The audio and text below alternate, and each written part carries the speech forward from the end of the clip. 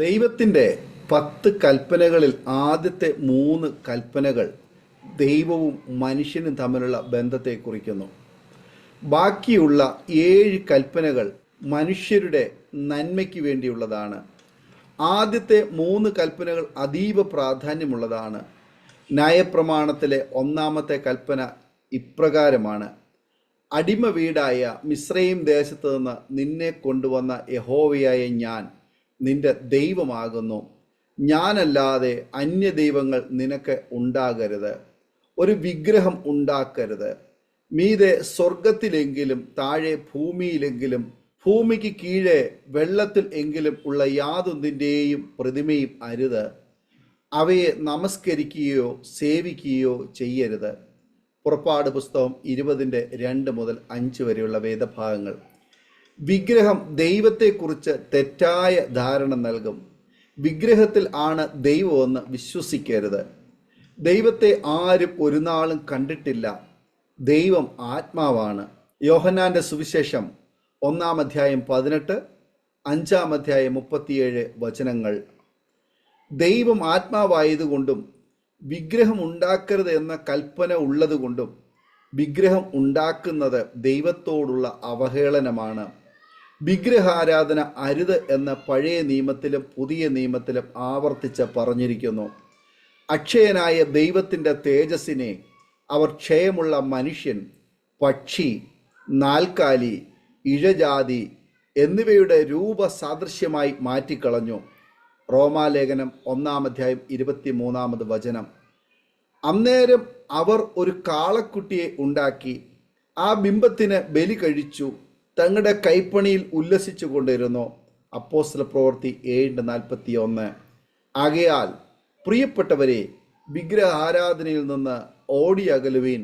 1 കൊരിന്ത്യർ 10:14. ആരെയാണ് ആരാധിക്കേണ്ടതെന്ന് വേദപുസ്തകം വ്യക്തമായി പറയുന്നുണ്ട്. അവൻ പറഞ്ഞു, നീ നിന്റെ ദൈവമായ കർത്താവിനെ പൂർണ്ണ ഹൃദയത്തോടും പൂർണ്ണ ആത്മാവോടും പൂർണ്ണ മനസ്സോടും കൂടെ സ്നേഹിക്കണം.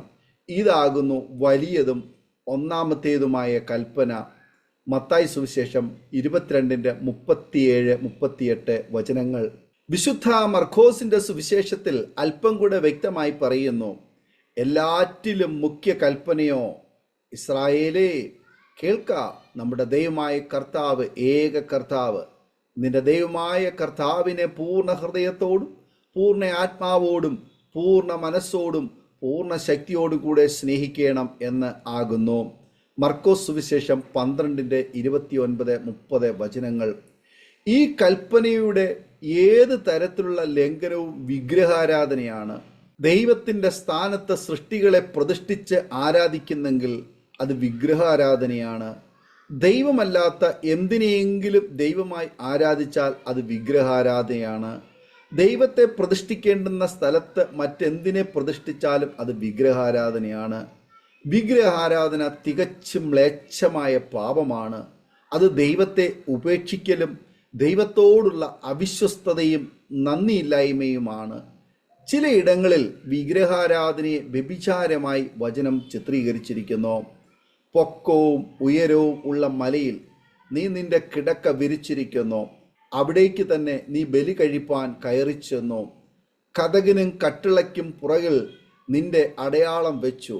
നീ എന്നെ വിട്ടു ചെന്ന് മറ്റുള്ളവർക്ക് നിന്നെ തന്നെ അനാവൃതയാക്കി കയറി നിന്റെ കിടക്ക വിസ്താരമാക്കി അവരുമായി ഉടമ്പടി ചെയ്തു. അവരുടെ ശയനം കൊതിച്ചു ആംഗ്യം നോക്കിക്കൊണ്ടിരുന്നു. നീ തൈലം കൊണ്ടും മോലക്കിൻ്റെ അടുക്കൽ ചെന്നു. നിന്റെ പരിമള വർഗം ധാരാളം ചെലവ് ചെയ്തു. നിന്റെ ദൂതന്മാരെ ദൂരത്തയച്ചു. പാതാളത്തോളം ഇറങ്ങിച്ചെന്നു. വിഗ്രഹാരാധന എന്താണെന്ന് ബൈബിളിൽ പല സംഭവങ്ങളിലൂടെ വ്യക്തമായി പ്രതിപാദിക്കുന്നുണ്ട്. പുറപ്പാടിൻ്റെ പുസ്തകത്തിൽ ദൈവത്തിൻ്റെ സ്ഥാനത്ത് കാളക്കുട്ടിയെ പ്രതിഷ്ഠിച്ച് അഹരോന്റെ നേതൃത്വത്തിൽ ജനങ്ങൾ ആരാധിക്കുന്നു. സങ്കീർത്തനക്കാരൻ വലിയ വേദനയോടെ ഈ സംഭവം ഓർക്കുന്നു. അവർ ഹോരേബിൽ വെച്ച് ഒരു കാളക്കുട്ടിയെ ഉണ്ടാക്കി വാർത്തുണ്ടാക്കിയ വിഗ്രഹത്തെ നമസ്കരിച്ചു. ഇങ്ങനെ അവർ തങ്ങളുടെ മഹത്വമായവനെ പുല്ല് തിന്നുന്ന കാളയോട് സദൃശനാക്കി തീർത്തു. 106-ാം സങ്കീർത്തനം 19-20 വചനങ്ങൾ.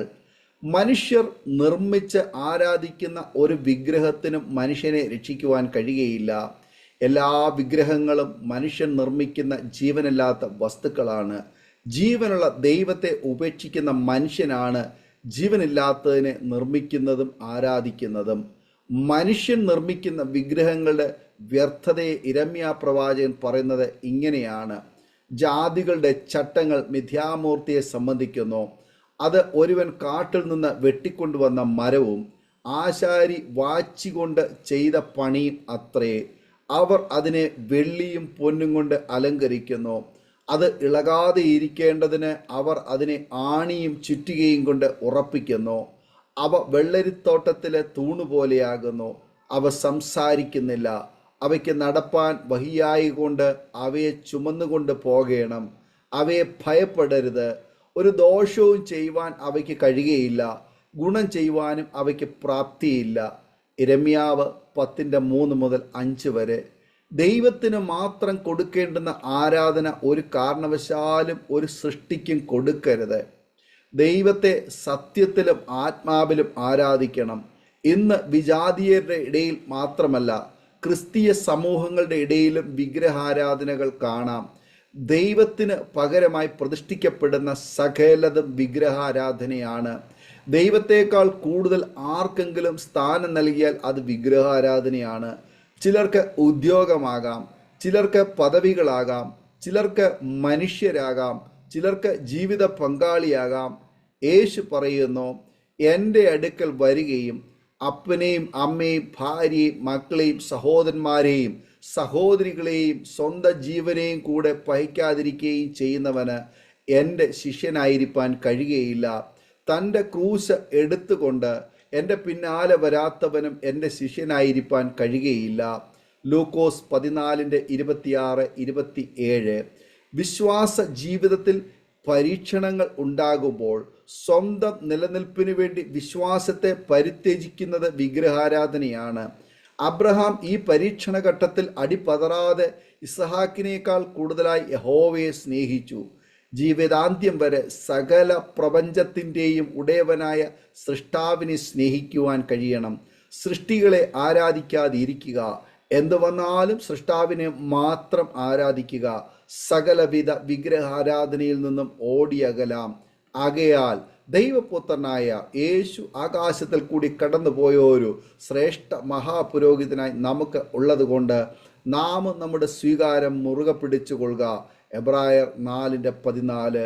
ഈ വചനങ്ങളാൽ ദൈവം നമ്മെ അനുഗ്രഹിക്കുമാറാകട്ടെ. ആമേൻ. ഓർമ്മയുടെ മനോരഥത്തിൽ മായാത്ത ഓർമ്മയ്ക്കായി അരോമ മാട്രിമോണിയിൽ നിന്നും ജീവിത പങ്കാളിയെ കണ്ടെത്തൂ. നിങ്ങൾ ഒരു ക്രിസ്തീയ ജീവിത പങ്കാളിയെ അന്വേഷിക്കുകയാണോ? അതോ മക്കൾക്ക് അനുയോജ്യമായ ഒരു തക്ക തുണയ്ക്ക് വേണ്ടി പ്രാർത്ഥിക്കുന്ന വ്യക്തിയാണോ?